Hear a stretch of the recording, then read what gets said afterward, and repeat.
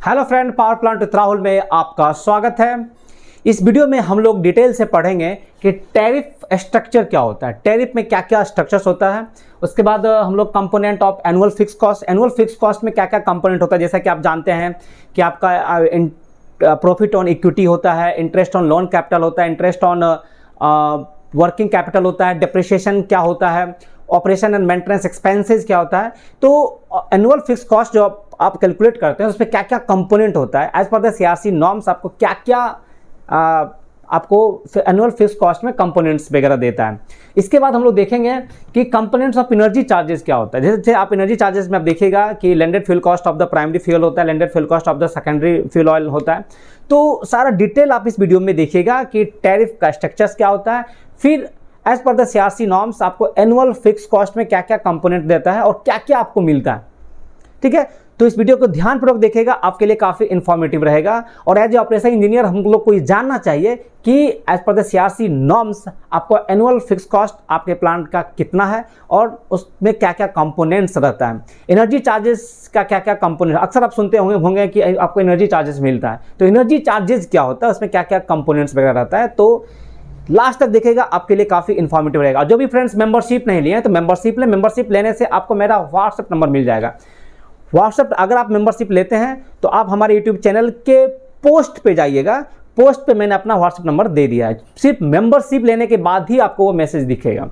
तो मेंबरशिप लेने से आपको फ़ायदा ये मिलेगा कि आपको मेरा व्हाट्सएप नंबर मिल जाएगा। आप उस व्हाट्सएप नंबर पे मुझे मैसेज कीजिए, जो भी पावर प्लांट से आपको क्यूरी है आप कमेंट करें, मैं आपको उसमें रिप्लाई दूंगा।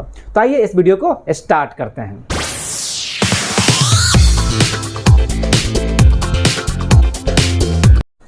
फ्रेंड, टैरिफ स्ट्रक्चर देखिए, बड़ा इंपॉर्टेंट चीज़ है टैरिफ स्ट्रक्चर। देखिए, the tariff for the supply of electricity from the power generating station comprise two parts. इसमें टैरिफ में आपका टू पार्ट होता है, ध्यान से समझिएगा, टू पार्ट्स। फर्स्ट पार्ट आपका क्या होता है, कैपेसिटी चार्जेस। कैपेसिटी चार्जेस होता है मतलब recovery of the annual fixed cost. Capacity charges मतलब क्या होता है, recovery of the annual fixed cost. और सेकेंड होता है आपका एनर्जी चार्जेस। एनर्जी चार्जेस क्या होता है, recovery of the primary fuel cost, secondary fuel cost और the cost of the limestone if it is used.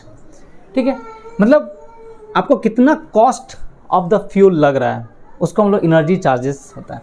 यही मेन टू इंपॉर्टेंट कंपोनेंट होता है किसी भी टैरिफ का। और इसके अलावा एक आपका सुनते होंगे कि सप्लीमेंट्री टैरिफ होता है। Supplementary tariff also include the supplementary capacity charges and the supplementary energy charges based on the emission control of the existing unit or the new generating stations। देखिए क्या होता है कि पावर प्लांट में आपको बार emissions को भी ध्यान रखना पड़ता है। उसके लिए आपको एफजीडी लगाना पड़ता है, नॉक्स सिस्टम लगाना पड़ता है, उसका भी तो आपको तो कॉस्ट लगता है। आपने एफजीडी लगाया, डीसल्फराइजेशन यूनिट सल्फर को कम करने के लिए, नॉक्स को आपने लगाया, डी नॉक्स सिस्टम कि आपका नॉक्स जो है पॉल्यूशन में आपका कम हो जाए। तो इस सारे इमिशन कंट्रोल करने के लिए भी आपको बहुत सारा इक्विपमेंट लगाना पड़ता है, उस पर आपको फिक्स चार्जेस लगता है, उसको रनिंग करने के लिए आपका एनर्जी कॉस्ट लगता है। तो उसको भी तो आपको रिकवरी चाहिए। तो उसके लिए आपको एक सप्लीमेंट्री टैरिफ होता है that include the supplementary capacity charges and the supplementary energy charges based on the emission control system। Capacity charges, देखिए capacity charges shall be derived on the basis of annual fixed cost। annual fixed cost के आधार पे आपका capacity charges derived होता है। तो annual fixed cost में क्या क्या रहता है, annual fixed cost shall consist of the following component। First आपका रिटर्न ऑन इक्विटी, आपका interest on loan capital, depreciation, interest on working capital, operation and the maintenance expenses. ये सारा कॉस्ट मिला के आपका कैपेसिटी चार्जेस कैलकुलेट होता है। और इसको एनुअल बेस, जितना भी आपका फिक्स कॉस्ट है या कैपिटल कॉस्ट है, उसको एनुअल बेसिस पे डिवाइड किया जाता है। और कैपेसिटी चार्जेस के रूप में आपका एनुअल फिक्स कॉस्ट जो होता है वो आपका रिकवरी होता है। एक आपका होता है सप्लीमेंट्री टैरिफ। सप्लीमेंट्री टैरिफ में आपका सप्लीमेंट्री एनर्जी कैपेसिटी चार्जेस होता है। तो supplementary capacity charges shall also be derived on the basis of the annual fix cost on the emission control system. जो जैसे आपने एफजीडी लगाया और एफजीडी लगाने में आपको 300 करोड़ लगा, तो एक ही साल में आपको तो 300 करोड़ रिकवर नहीं होना, उसको एनुअल बेसिस पे आपको रिकवर करना है। मान लीजिए उसका लाइफ अगर 25 ईयर है, तो इसके आधार पे आपको उसका फिक्स कॉस्ट रिकवर करना है। तो एनुअल फिक्स कॉस्ट के आधार पे आपका कैपेसिटी चार्जेस डिसाइड होता है। फ्रेंड, एनर्जी चार्जेस देखिए क्या होता है। Energy charges shall be derived on the basis of the actual landed fuel cost at the power plant. Energy charges में आपका क्या क्या है? Landed fuel cost of primary fuel, cost of secondary fuel oil consumption and the cost of limestone as applicable. देखिए, landed fuel cost से आप क्या समझते हैं? लैंडेड फ्यूल कॉस्ट मीन्स होता है total cost of the fuel delivered at the unloading point of the power generating station and shall include base price और the input price, वासरी price अगर applicable है तो, ट्रांसपोर्टेशन कॉस्ट, उसके बाद आपका handling cost and the cost of the third party sampling. आप कोल का जो सैम्पलिंग करते हैं उसका मॉइस्चर कितना है, उसका कोल का प्रॉपर्टीज़, कोल का जब वेट करते हैं या कोल में आप जीसीबी कैलकुलेट करते हैं जिसके बेसिस पे आप पेमेंट करना होता है, तो थर्ड पार्टी सैम्पलिंग होता है। तो उसको सारा खर्चा जो भी लग रहा है, सारा कॉस्ट है, उस कॉस्ट को अगर इंक्लूड करेंगे that is called the landed fuel cost होता है। Means total cost of the fuel, चाहे उसका अपना बेस प्राइस हो, वासरी प्राइस हो, ट्रांसपोर्टेशन प्राइस हो, हैंडलिंग प्राइस हो या थर्ड पार्टी सैम्पलिंग प्राइस हो, सब प्राइस को आप इंक्लूड कर दीजिएगा तो वो लैंडेड फ्यूल कॉस्ट होता है। तो इसलिए ये एनर्जी चार्जेज जो होता है वो लैंडेड फ्यूल कॉस्ट के बेसिस पे ड्राइव किया जाता है। ऐसा नहीं है कि आपका कोल का कॉस्ट 5 रुपीज़ है तो 5 रुपीज़ पे आपको कैलकुलेट करना है, नहीं, आपको 5 रुपीज़ तो लाने में लगा, फिर उसको अनलोडिंग करने में खर्चा लगा, ट्रांसपोर्टेशन में खर्चा लगा, हैंडलिंग में खर्चा लगा, सारा कॉस्ट को आपको इंक्लूड करना है और उसके बेसिस पे एनर्जी चार्ज कैलकुलेट किया जाता है। आपका सबसे इंपॉर्टेंट टॉपिक है कि computation of annual fixed cost. Annual fixed cost हम कैसे कैलकुलेट करते हैं? जो आपका एनुअल फिक्स्ड कॉस्ट के आधार पे आपको कैपेसिटी चार्जेस कैलकुलेट किया जाता है। तो एनुअल फिक्स्ड कॉस्ट आपको एक साल में आपके पावर प्लांट को कितना एनुअल फिक्स्ड कॉस्ट मिलेगा, उसका डिटर्मिनेशन कैसे हम लोग करते हैं। बड़ा इंपॉर्टेंट टॉपिक है, बड़ा ध्यान से समझिएगा इसको। देखिए, एनुअल फिक्स्ड कॉस्ट में आपका जो पहला कंपोनेंट है रिटर्न ऑन इक्विटी। इक्विटी जैसे आपको मैंने बताया कि 30%, मैक्सिमम 30% ही आपका टोटल कैपिटल कॉस्ट का 30% ही आपका इक्विटी माना जाएगा, बाकी आपका लोन अमाउंट माना जाएगा। तो आपका इक्विटी जो 30% है, इक्विटी 30% इक्विटी पे आपको सीआरसी एक निकाला अपना नॉर्म्स कि भाई अगर कोई भी थर्मल पावर प्लांट है या ट्रांसमिशन सिस्टम है या आपका हाइडल पावर प्लांट है, उसको जितना इक्विटी है उस पे उसको 15.50% का रिटर्न मिलेगा। एक सीआरसी अपना नॉर्म्स निकाला कि जो भी थर्मल पावर प्लांट है या हाइडल पावर प्लांट है या ट्रांसमिशन सिस्टम है, उसको जितना इक्विटी अमाउंट है उसको 15.50% के रेट से रिटर्न मिलेगा। और उसमें एक नया एडिशन अभी किया लेटेस्ट कि कोई भी ऐसा पावर प्लांट जिसका कि सीओडी आपका 1 अप्रैल 2024 को हुआ है या इसके बाद होने वाला है हुआ है, तो उसको जो भी थर्मल पावर प्लांट है या ट्रांसमिशन सिस्टम पे कर दिया है 15%, हाइडल पावर प्लांट है या new coal based thermal power plant है उस पर कर दिया 15.50%। और आपका एक storage type hydro generating station है या pump storage hydro generating station है, उस पर आपको 17% कर दिया आपका इक्विटी पे रिटर्न। जबकि इससे पहले जो आपका pump storage hydro power plant था या storage type hydro generating station था, इस पर पहले आपका 16.50 था, इसको रिवाइज करके आपको 17% कर दिया। भाई प्रमोट कर रहा है ताकि आपका इक्विटी पे ज़्यादा आपको प्रॉफिट मिलेगा। आपका लेटेस्ट जो सीआरसी नॉर्म्स आया for the determination of the tariff during the period 2024 से 29, हर 5 साल में सीआरसी पावर प्लांट का टैरिफ डिटरमाइन करता है under the section 62 of the electricity act 2003। तो अभी उसमें लेटेस्ट जो किया है कि अगर कोई न्यू पावर प्लांट है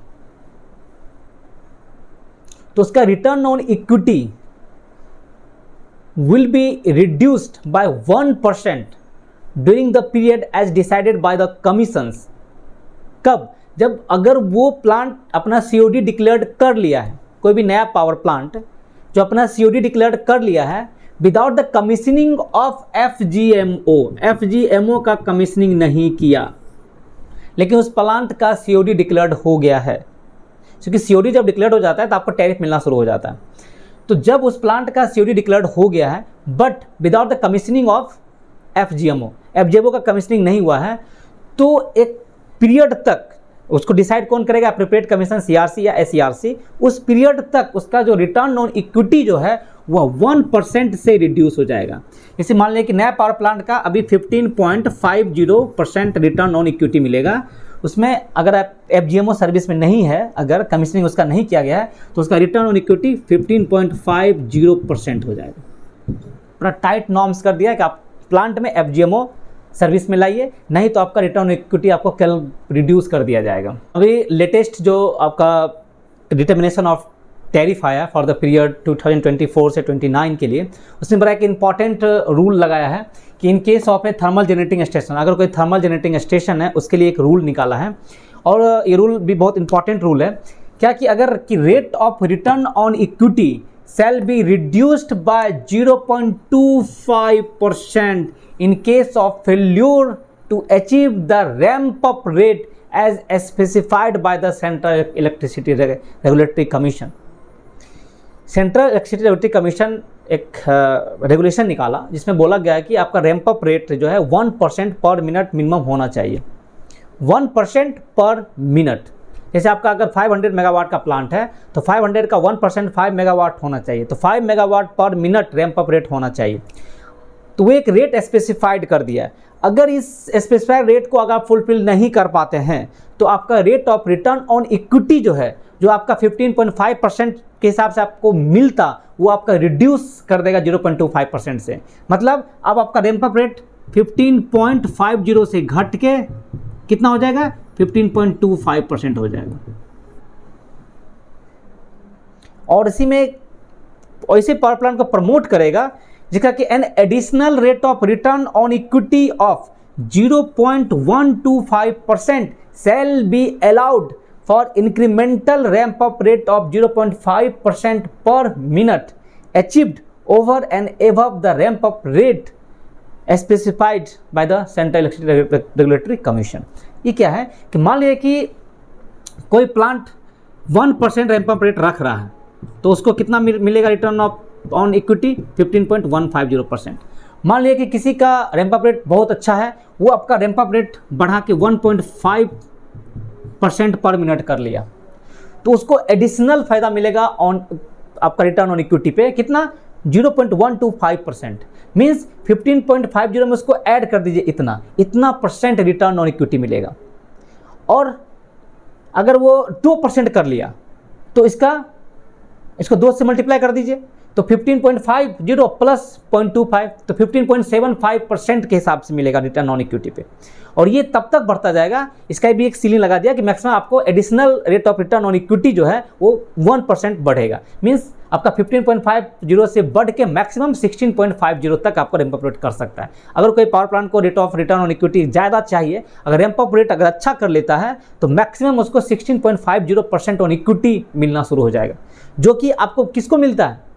storage type hydro generating station को मिलता है, या pump storage hydro generating station को जितना रिटर्न ऑन इक्विटी मिलेगा उतना आपको थर्मल पावर प्लांट को भी मिल सकता है अगर वो रैंप अप रेट अपना अच्छा रखे तो ऐसा ये लॉजिक लाने के पीछे क्या था कि देखिए अभी क्या है कि ग्रिड को फ्लेक्सिबिलिटी ऑपरेशन करना है, ग्रिड को स्टेबिलिटी प्रोवाइड करना है, ग्रिड को सिक्योर रखना है। अगर मान लीजिए ग्रिड में आपका सप्लाई और डिमांड में अगर मिसमैच हो गया तो आपके प्लांट को कमांड आएगा कि आपको लोड तुरंत घटाइए या तुरंत बढ़ाइए। अगर आपका रैंप अप रेट अच्छा रहेगा तो आप ग्रिड को स्टेबिलिटी में हेल्प कीजिएगा।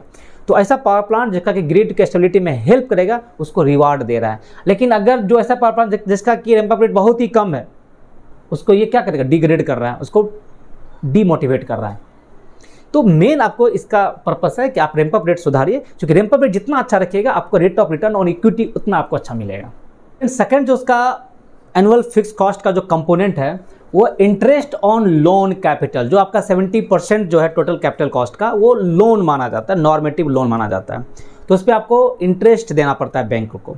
तो किस रेट पे इंटरेस्ट लगेगा इसको भी आपको सीआरसी डिक्लेयर किया है। The rate of interest on A loan shall be considered as the 1 year marginal costing lending rate of SBI plus 350 basis point। जो SBI का 1 ईयर MCLR है उस पर 350 बेसिस पॉइंट आप ऐड कर दीजिए, वही rate of interest on the loan capital माना जाएगा। एक इंटरेस्ट रेट, और इसका एक सीलिंग लगा दिया है कि 14% से ज़्यादा नहीं जाएगा। अगर इसको कैलकुलेट करने के बाद 14% से ऊपर जा रहा है तो सीलिंग किया कि नहीं, 40% ही आपको सीलिंग उसका लिमिट है। The interest on the loan shall be calculated on the normative average loan of the year। आपका एक साल में जो एवरेज नॉर्मेटिव लोन है उसी पे आपको रेट ऑफ इंटरेस्ट लगेगा। क्योंकि आप फिक्स कॉस्ट को एनुअल बेसिस पे कैलकुलेट कर रहे हैं, इसलिए जो आपको इंटरेस्ट ऑन द लोन होगा shall be calculated on the normative average loan of the year। इसको एग्जांपल से समझाता हूँ। मान लीजिए कि किसी थर्मल पावर प्लांट के फाइनेंशियल ईयर 2025 का हम लोग कैलकुलेट करते हैं कि मान लीजिए कि आउटस्टैंडिंग लोन अमाउंट जो है वह 1000 करोड़ है। जैसा कि हम लोग जानते हैं कि इंटरेस्ट ऑन लोन कैपिटल जो होता है वो नॉर्मेटिव एनुअल बेसिस पे कैलकुलेट किया जाता है। ऐसा नहीं कि आपको टोटल जो 70% पे हम कैलकुलेट करेंगे, नहीं, उसको ईयरली बेसिस पे normative average loan account year basis पे कैलकुलेट करेंगे और उसके बेसिस पे हम लोग इंटरेस्ट अमाउंट कैलकुलेट करना है। ठीक है, तो एक साल में आपका आउटस्टैंडिंग लोन अमाउंट जो है 1000 करोड़ है। SBI का 1 ईयर MCLR जो एज ऑन 1 अप्रैल 2025 को कितना 8.50% है। तो CRC नॉर्म्स क्या बोलता है कि जो rate of interest shell be considered on the basis of 1 year MCLR of SBI plus 325 basis point. तो इंटरेस्ट रेट प्लस 3.25% ऐड कर देंगे तो 11.75% हो जाएगा। तो इंटरेस्ट ऑन लोन कैपिटल कितना हो गया कि टोटल आउटस्टैंडिंग लोन अमाउंट कितना है 1000 का 11.75%, तो 117.5 करोड़ हो गया। तो ये जो इंटरेस्ट अमाउंट आया, जो दिस अमाउंट, ये है आपका interest amount on the loan, and this power plant is eligible to recover this interest which is paid on the loan capital as a recovery as a annual fix charge. इस पैसा को annual fix charge के रूप में इसको recover करेगा, क्योंकि इतना अमाउंट वो एलिजिबल है। क्योंकि सीआरसी नॉर्म्स के हिसाब से मान लीजिए कि उसका एक्चुअल में मान लीजिए इंटरेस्ट वो पे कर रहा होगा 130 करोड़ एक साल में, मान लीजिए उसका रेट ऑफ इंटरेस्ट बहुत ज़्यादा होगा, लेकिन एसबीआई बोलता है कि नहीं, आपको हम रेट ऑफ इंटरेस्ट 11.75 के हिसाब से देंगे। अगर आप मान लीजिए 14% से आप पेमेंट कर रहे हैं बैंक को, मान लीजिए, तो आपको तो उतना इंटरेस्ट आपको एनुअल फिक्स चार्ज के रूप में रिकवरी नहीं होने के लिए देंगे। तो आपका एलिजिबल कितना होगा, इतना ही रुपया आप रिकवर कर पाइएगा एनुअल फिक्स चार्ज में। ऐसा नहीं कि आप एक्चुअल में मान लीजिए 140 करोड़ आप सालाना पे कर रहे थे, एग्जाम्पल मान लीजिए आपका 14% था रेट ऑफ इंटरेस्ट, लेकिन आप एलिजिबल कितना 11.75% के लिए ही एलिजिबल हैं। तो अगर मान लीजिए आप कैलकुलेट करके 140 करोड़ आ रहा था, 140 करोड़ आ रहा था, तो आप इतना अमाउंट आप रिकवर नहीं करेंगे as a annual fix charge, आपको इतना अमाउंट ही एलिजिबल होगा। आप इस अमाउंट को ही रिकवर कर सकते हैं in the form of annual fix charge. इस अमाउंट को आप नहीं रिकवर कीजिएगा, क्योंकि आपका सीआरसी नॉर्म्स के तहत ही आपको रिकवरी मिलेगा। आपको एक्चुअल में आप कितना इंटरेस्ट पे कर रहे हैं इसको मैटर नहीं करता, सीआरसी के नॉर्म्स के हिसाब से आपको कितना इंटरेस्ट मिलता चाहिए उसको ही आप रिकवर कर सकते हैं। थर्ड जो आपका कंपोनेंट है इसका depreciation, computation of annual fix cost का जो थर्ड कंपोनेंट है आपका डेप्रिसिएशन, बड़ा इंपॉर्टेंट कंपोनेंट है ये। Depreciation shall be computed from the date of COD of a generating station। देखिए डिप्रिसिएशन हम लोग कैलकुलेट कब करते हैं, जब किसी पावर प्लांट का COD डिक्लेयर्ड हो जाता है तो उस डेट से डिप्रिसिएशन कैलकुलेट किया जाता है। Depreciation, the base value for the purpose of depreciation shall be the capital cost admitted by the commission। that is the most important point। देखिए the base value for the purpose of depreciation जो होता है shall be the capital cost admitted by the CRC or the commissions। मतलब है it means that for the calculating of depreciation component of the electricity tariff, आपका electricity tariff में एक depreciation component भी होता है। तो for the calculating of the depreciation component of electricity tariff, the base value of the asset is not the actual cost of the asset as recorded in the company's book, but it is the capital cost admitted by the commissions. Means आप depreciation value किस value पे calculate कीजिएगा, आपका जो actual cost, जैसे आपका बहुत सारा प्लांट एंड मशीनरी लगा, सबका अपना अपना एक लाइफ होता है, यूजफुल लाइफ होता है। तो सीआरसी बोलता है कि उस यूजफुल लाइफ के ड्यूरेशन में आपको कंपनी का कॉस्ट रिकवर हो जाना चाहिए, और उस कॉस्ट का इक्विपमेंट का कॉस्ट रिकवरी करने के लिए उसका एक कंपोनेंट दे दिया आपका टैरिफ में। उसका मतलब उस एसेट का, उस प्लांट एंड मशीनरी का जो भी आपका कॉस्ट है वो उसके यूजफुल लाइफ में रिकवर हो जाए, ठीक है। क्योंकि डे टू डे बेसिस पे उसका यूजफुल लाइफ आपका डिक्रीज होता हुआ जाता है, ठीक है।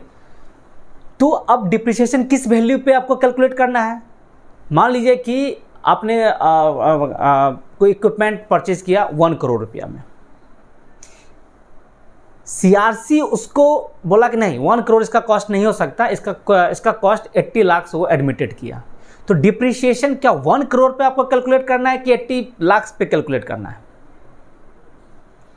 तो ये है कि बेस वैल्यू जो आप लेते हैं for the purpose of calculating the depreciation value, ये आपका उस जो सीआरसी जो एडमिट किया है कॉस्ट को, उस कॉस्ट पे आपको डिप्रिसिएशन कैलकुलेट करना है, not on the actual cost incurred as recorded in the companies book. Company book में आप तो एक्चुअल कॉस्ट रिकॉर्ड करते हैं, उस कॉस्ट पे आपको डिप्रिसिएशन नहीं मिलेगा। डिप्रिसिएशन आपको मिलेगा किस पे, जो जितना सीआरसी आपको एडमिट किया है, जितना सीआरसी आपको अप्रूवल दिया है, जितना आपको सीआरसी कैपिटल कॉस्ट को अप्रूव्ड किया है, उस कॉस्ट पे आपको डिप्रिसिएशन मिलेगा। थर्ड पॉइंट है आपका डिप्रिसिएशन में कि the salvage value of the asset shall be considered as 10%। मतलब किसी भी एसेट का जो सैल्वेज वैल्यू है उसको 10% कंसिडर किया गया है, और depreciation shall be allowed up to maximum 90% of the capital cost of the asset. मतलब आपको उस जो एसेट है उसका जो कैपिटल कॉस्ट आपका जो एडमिट किया है सीआरसी, उसका 90% तक ही आप रिकवर कर सकते हैं। उसका सेल्वेज वैल्यू 10% रखा है एसेट का। Salvage value of an asset means it's estimated value at the end of its useful life. मतलब किसका residual value and the scrap value at the end of its useful life. मान लीजिए कोई equipment है जिसका useful life 10 year है, ठीक है। मैन्युफैक्चरर बोला कि इसका यूजफुल लाइफ आपका 10 ईयर है। After the decade of year and the tear this machine may not perform as it perform in the original conditions. तो अब क्या है, आप either company might sell its whole part और the parts of its body, उसको scrap करेगा। तो उसका अभी भी भले ही वो स्क्रैप हो गया है, लेकिन अभी भी उसका कुछ ना कुछ उसका वैल्यू है, कुछ ना कुछ आपको उसका प्राइस मिल जाएगा। तो जो price at the end of its useful life है उसी को हम लोग सेल्वेज वैल्यू कहते हैं, उसको स्क्रैप वैल्यू या रेसिडुअल वैल्यू आप इसको बोल सकते हैं। तो हर इक्विपमेंट का बोला गया कि कोई भी एसेट है उसका सेल्वेज वैल्यू वो 10% माना कि भाई आपका यूजफुल लाइफ के एंड में आपका अभी भी उसका वैल्यू 10% है। ये 10% आप खुद रिकवर कीजिए, आप इसको स्क्रैप करें या कुछ भी करें, आपको 10% आपके हाथ में। बाकी जो 90% है वो आपको उसके यूजफुल लाइफ, जो इक्विपमेंट का यूजफुल लाइफ के टेन्यूर में आपको उसका 90% आप रिकवर कर सकते हैं। तो maximum 90% of the capital cost of the asset आप रिकवर कर सकते हैं in the form of the tariff. And हर पावर प्लांट का एक यूजफुल लाइफ होता है। जैसे coal based thermal power plant का जो यूजफुल लाइफ है वो 25 ईयर मान के चलता है। कभी कभी कहीं कहीं इसका 35 ईयर तक यूजफुल लाइफ किया गया है। मान लीजिए अगर किसी पावर प्लांट का यूजफुल लाइफ 25 ईयर है, तो 25 ईयर तक में उसको जितना भी उसका कैपिटल कॉस्ट है उसका एसेट का, उसका 90% तक उसको रिकवर हो जाना चाहिए। 10% तो सेल्वेज वैल्यू है। तो इसमें स्ट्रेट लाइन मेथड का वो यूज़ करता है कि फर्स्ट 12 ईयर्स में उसका डिप्रिसिएशन रेट जो सीआरसी नॉर्म्स रखा है 5.28%।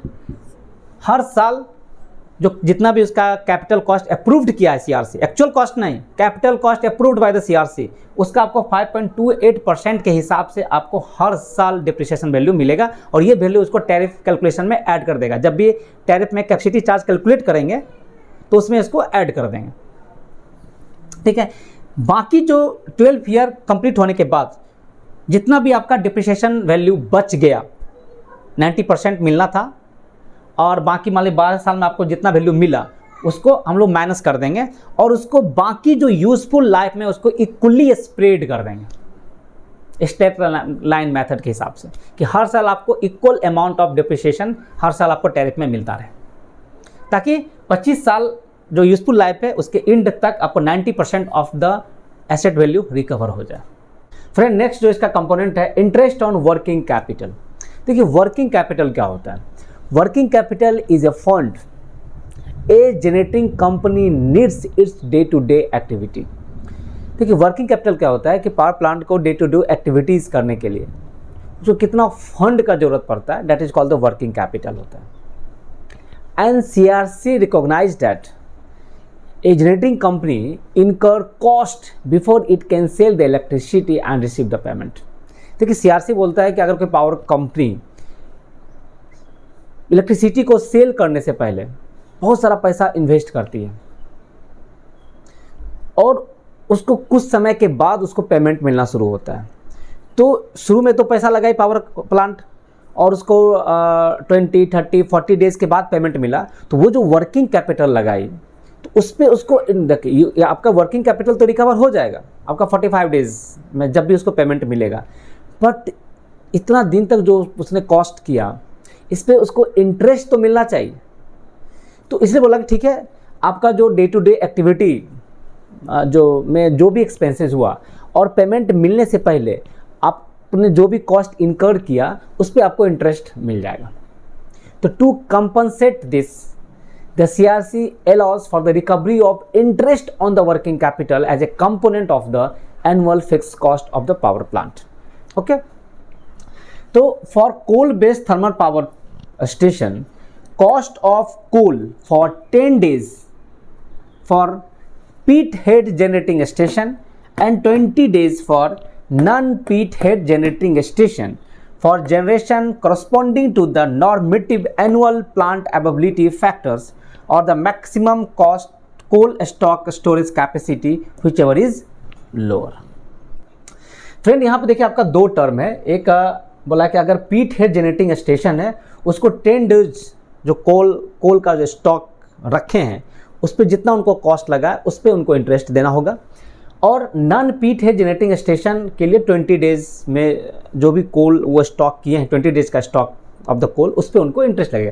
कोल का कॉस्ट तो उनको मिल ही जाएगा, लेकिन जो 20 डेज का कोल जो स्टॉक करके रखे हैं उनमें जो उनको पैसा लगा है उस पर उनको इंटरेस्ट मिलेगा। तो यहाँ पे पीट हेड जनरेटिंग स्टेशन क्या होता है?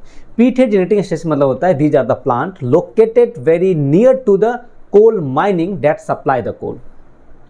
ऐसा पावर प्लांट जो कि कोल माइनिंग से बहुत ही नज़दीक हो, तो इससे क्या होगा कि they have the reliable and short distance supply chain, so they don't need to maintain as coal as much as in reserve।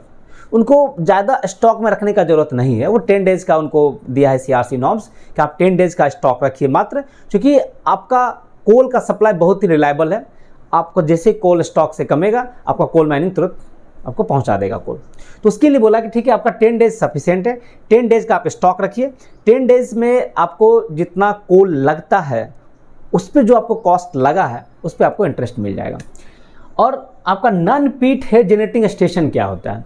देखिए these are the plant located very far away from the coal mining that supply the coal. ये coal mining से बहुत ही दूर है, तो इनका क्या है, इनका very long distance supply chain है जो कि अफेक्टेड हो सकता है due to the bad weather और द ट्रांसपोर्टेशन स्ट्राइक्स। तो इनको बोला गया कि ठीक है ऐसा पावर प्लांट जो कि कोल माइनिंग से काफ़ी दूर है, जिनका लॉन्ग जो आपका रेल रोड नेटवर्क पे डिपेंड करते हैं और जो किसी भी कारण से अफेक्टेड हो सकता है, चाहे आपका बैड वेदर पड़ गया या आपका ट्रांसपोर्टेशन का स्ट्राइक हो गया, रोड जैमिंग हो गया, तो इस कारण से आपका कोल का स्टॉक दिक्कत हो सकता है, उसके लिए बोला कि ठीक है ऐसे पावर प्लांट को 20 डेज तक का कोल्ड स्टॉक आप रिजर्व में रख सकते हैं एज ए बफर, और उस पर जो आपको कॉस्ट लगा है उसका इंटरेस्ट आपको मिल जाएगा। ठीक है, तो नॉन पीट हेड के लिए 10 डेज रखा है और नॉन पीट हेड के लिए जनरेटिंग स्टेशन के लिए आपका 20 डेज रखा है। ओके, तो 20 डेज या 10 डेज में जो भी आपका कोल का स्टॉक है उस पर जो आपको पेमेंट दिए हैं उस पर इंटरेस्ट आपको मिल जाएगा। लेकिन अब यहाँ पे क्वेश्चन ये है कि 10 डेज में आपको कितना, 10 डेज का स्टॉक आप रख रहे हैं पीट हेड जनरेटिंग स्टेशन के लिए या नॉन पीट हेड जनरेटिंग स्टेशन के लिए आपका 20 डेज का कोल स्टॉक रख रहे हैं, बट कितना कोयला आपको रखना है, 10 डेज में आपको कितना कोयला लग जाएगा, उसका भी तो एक लिमिट है। उस सीआरसी इसको डिफाइन किया है कि corresponding to the normative annual plant availability factor और the maximum coal stock storage capacity which is lower. बड़ा इंपॉर्टेंट पॉइंट है ये कि आपको 10 डेज में कितना कोयला लग जाएगा, तो बोला गया कि इसका 2 फैक्टर है कि आपका कोल स्टॉक स्टोरेज कैपेसिटी कितना है आपके पास, या normative annual plant availability factor. ठीक है, सीआरसी डिफाइन किया है कि normative annual plant availability factor जो है वो 85% मान के चलता है या 85% से ऊपर। तो एक रेंज दे दिया कि ठीक है आपका अगर 85% तक अगर आपका प्लांट अवेलेबल रहता है तो 85% अवेलेबिलिटी के लिए आपको कितना कोयला आपको लग जाएगा 10 डेज में। मान लीजिए कि अगर 10 डेज में आपका प्लांट अगर 85% अवेलेबल रहता है, कोई प्रॉब्लम नहीं होता है, 85% तक अगर आपका यूनिट अवेलेबल है तो उसको चलाने में आपको कितना कोयला लग जाएगा 10 डेज में, वो आपको स्टॉक में रखना है, या आपका मैक्सिमम कोल स्टॉक कैपेसिटी कितना है। मान लीजिए कि आपको यहाँ पे मैं आपको बताता हूँ कि मान लीजिए कि आपका जो नॉर्मेटिव रूल जो है वो आपको 10 डेज का है, 10 डेज में 85% अगर प्लांट आपका अवेलेबल है अगर मान लीजिए, तो आपको मान लीजिए कि 20 टन कोयला आपको चाहिए। दूसरा बोला कि maximum coal stock storage capacity जो है वो आपके पास छोटा प्लांट है तो आपको उतना स्टॉक पाइल में कैपेसिटी नहीं है, आप उसमें 15 टन ही स्टॉक मैक्सिमम स्टॉक रख सकते हैं। तो इस दोनों में जो मिनिमम होगा वही आपको इफेक्टिव होगा। जैसे नॉर्मेटिव रूल के हिसाब से 10 डेज में अगर 85% आपका प्लांट अवेलेबल रहता है तो 20 टन आप स्टॉक रख सकते हैं, बट आपका प्लांट में जो कोल स्टॉक स्टोरेज कैपेसिटी है वो 15 डेज आप 15 टन तक ही कोल आप स्टॉक रख सकते हैं। तो आपको क्लेम या 10 डेज का 20 टन नहीं करना है कॉस्ट, आपको 15 टन, जो दोनों में कौन है मिनिमम 15 है, 15 टन का जो कॉस्ट ऑफ द कोल है उस पर जो इंटरेस्ट लगेगा वही आपको क्लेम करने के लिए देगा। दूसरा है कि अगर मान लीजिए कि 10 डेज में अगर 85% अगर नॉर्मल अवेलेबिलिटी रहता है तो 20 टन है और आपका स्टॉक पाइल बहुत बड़ा है, आप उसमें 25 टन तक का कोल आप स्टॉक में रख सकते हैं। तो बट आपको क्लेम कितना पे करना होगा, 20 टन पे ही, क्योंकि दोनों में कौन है मिनिमम 20 टन। तो 20 टन में का जो कॉस्ट है कोल का उस पर जो आपको इंटरेस्ट लगेगा वही आप क्लेम कर सकते हैं। तो आप ये पॉइंट समझ गए कि पीट हेड का 10 डेज, नॉन पीट हेड जनरेटिंग स्टेशन का 20 डेज, बट कितना 10 डेज में कितना, तो ये आपको डिपेंड करता है कि normative annual plant availability factors पे या maximum coal stock storage capacity, दोनों में जो मिनिमम होगा उसके करस्पॉन्डिंग आपको कितना कोयला लगेगा उस पर आपको इंटरेस्ट आप एनुअल का जो कॉस्ट फिक्स कॉस्ट है उसमें आप क्लेम कर सकते हैं। फिर सेकेंड पॉइंट है इसमें कि limestone if used in your plant, limestone का यूज कहाँ पे होता है, तो फ्लू गैस डीसल्फराइजेशन सिस्टम में आपका लाइमस्टोन यूज होता है। तो अगर लाइमस्टोन अगर आपके पावर प्लांट में यूज हो रहा है तो limestone towards stock for 15 days corresponding to normative annual plant availability factor. देखिए normative annual plant availability factor जो है 85% मान के चलता है। आपका प्लांट 85% चले या ना चले, लेकिन वो सीआरसी बोलता है कि 85% के हिसाब से ही आपको सारा पेमेंट करवाएंगे। तो 85% अगर प्लांट अवेलेबल रहता है उसके करस्पॉन्डिंग 15 डेज में आपको कितना लाइमस्टोन जो आप रख रहे हैं उस पर आपको कितना कॉस्ट लगा है, उस कॉस्ट पे आप इंटरेस्ट कैलकुलेट कर सकते हैं और वो आपको रिकवरी हो जाएगा। ठीक है। थर्ड है कि advance payment for 30 days towards the cost of the coal and the limestone for generation corresponding to NAPAF।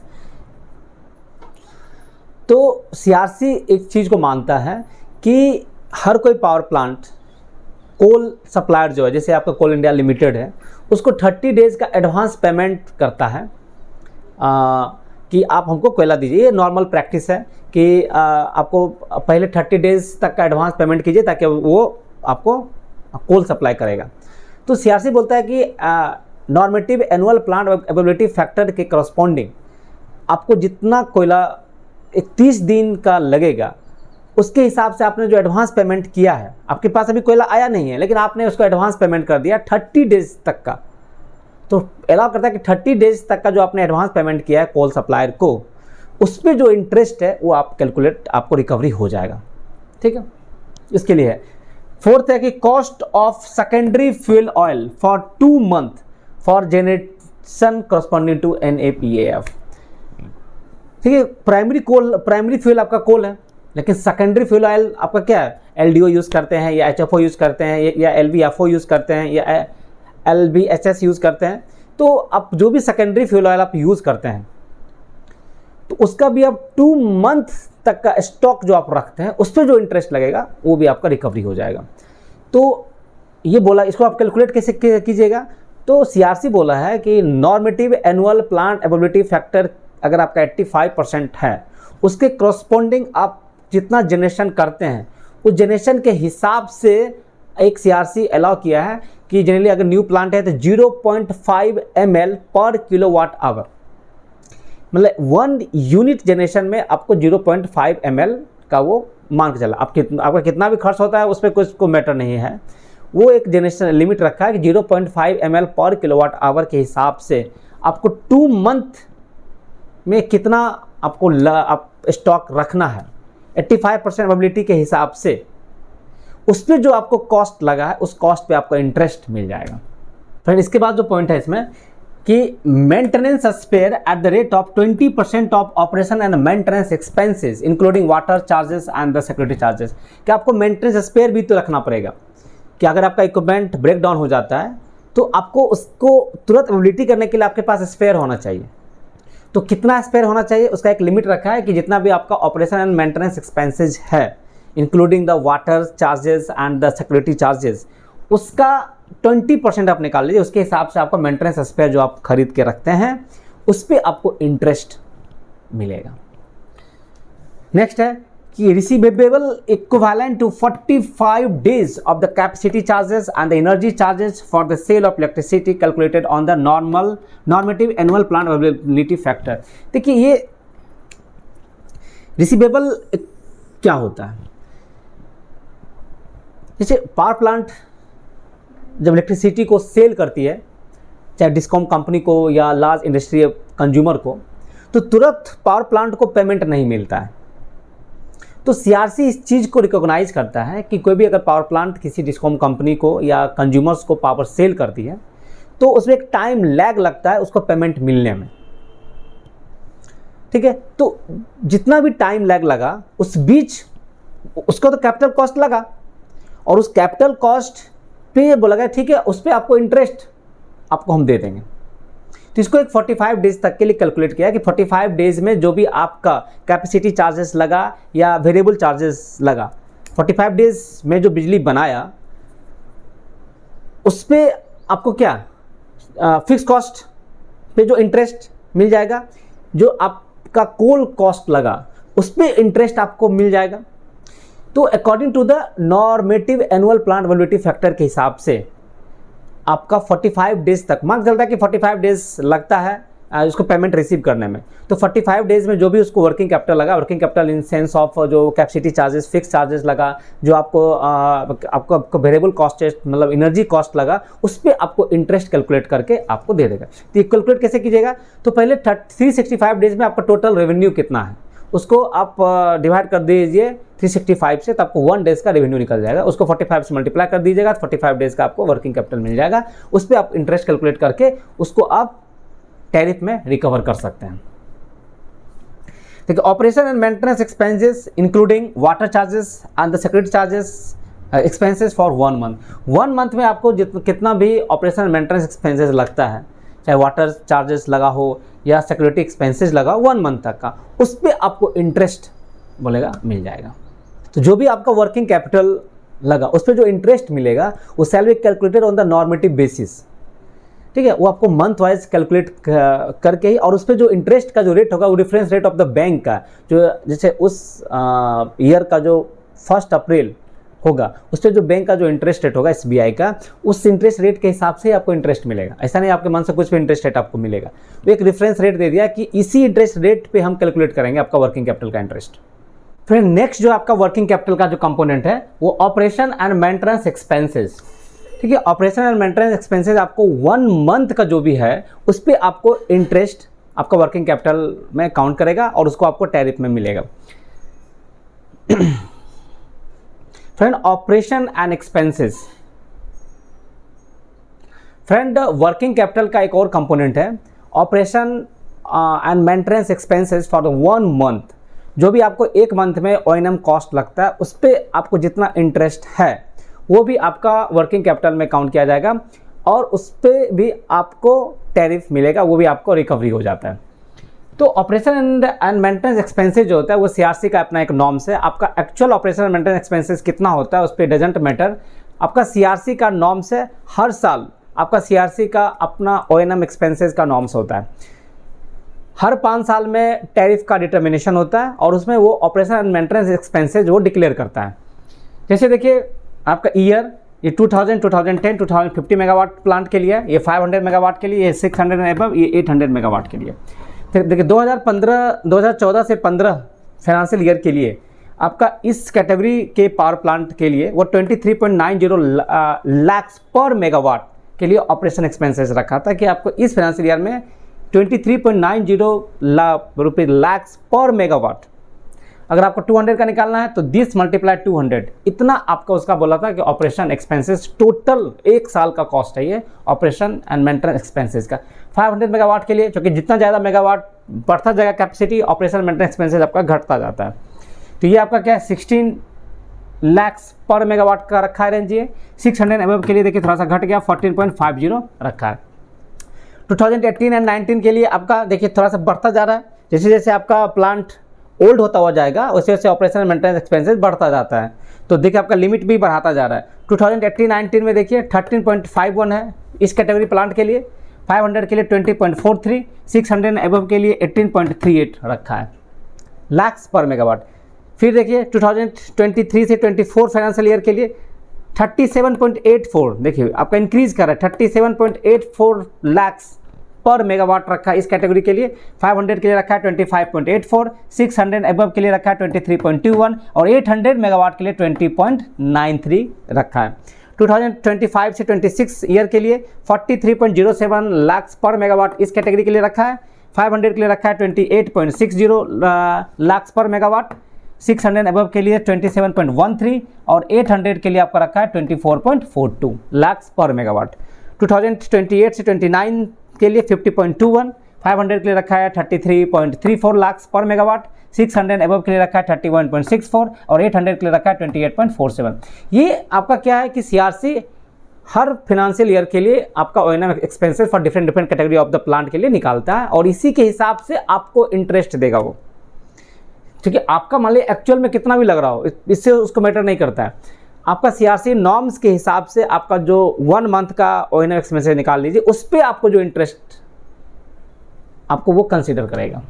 Friend next है आपका component of energy charges, that is the very important point है आपका कि अभी तक हम लोग ने देखा कि एनुअल फिक्स कॉस्ट का क्या क्या कंपोनेंट होता है और इसके बाद हम लोग देखते हैं कि कंपोनेंट्स ऑफ एनर्जी चार्जेस। देखिए energy charges for any generating station shell consist of the landed cost of primary fuel and the landed cost of the secondary fuel oil consumptions.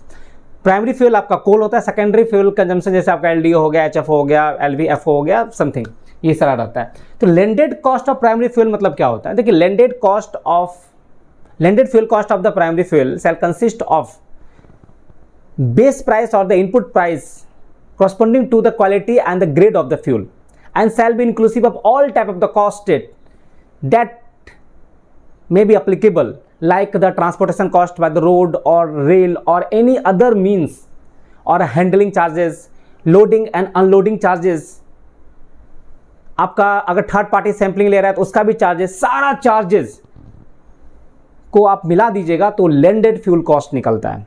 Landed fuel cost में सिर्फ आपका cost of fuel नहीं रहता है, उसमें आपको plant तक पहुंचा है उसमें आपको कितना चार्जेज आपको देना पड़ गया। प्लांट तक आया तो आपका तो फ्यूल का बेस प्राइस तो रहेगा ही या इनपुट प्राइस, ये डिपेंड करता है आपका grade and quality of the fuel पे।